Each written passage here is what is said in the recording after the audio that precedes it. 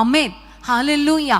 நமக்கு விரோதமாக இதுவரைக்கும் சத்துரு எழும்பி இருக்கலாம். உங்கள் குடும்பத்துக்கு விரோதமாக, உங்கள் பிள்ளைகளுக்கு விரோதமாக இதுவரைக்கும் பிசாசு எழும்பி எழும்பி எழும்பி வந்து அவன் பல திட்டங்களை எல்லாம் செய்திருக்கலாம்.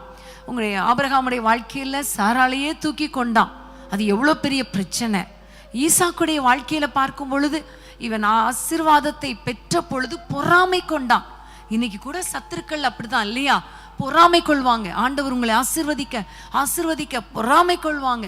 அதுக்கப்புறம் நீங்க செய்கிற எல்லா கைகளின் பிரயாசம், அந்த ஊற்றுகளெல்லாம் தோண்ட தோண்ட அவங்க என்ன செஞ்சிட்டாங்க? எங்களுக்குரியது எங்களுக்குரியது என்று எடுத்துக்கொண்டார்கள்.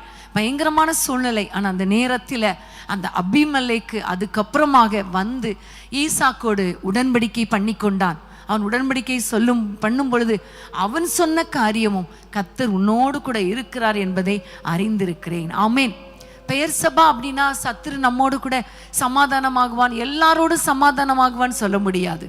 கர்த்தர் கூட இருக்கிறதை பார்க்கும் பொழுதுதான் அவன் சமாதானமாவான். நீதிமொழிகள்ல ஒரு அருமையான வசனம் உண்டு. ஒருவனுடைய வழிகள் கர்த்தருக்கு பிரியமாய் இருந்தால் அவன் சத்துருக்களும் சமாதானமாகும்படி கர்த்தர் செய்வார். ஆமென். இன்னைக்கு உங்களை காரணம் இல்லாமல் பகைக்கலாம்.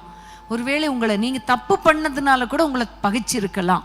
ஆனால் நீங்கள் உங்களுடைய வழிகளை கர்த்தருக்கு நேராக்கி கர்த்தரோடு கூட நீங்கள் உடன்படிக்கை பண்ணினால் சத்துருக்கள் உங்களோடு உடன்படிக்கை பண்ணுவாங்க.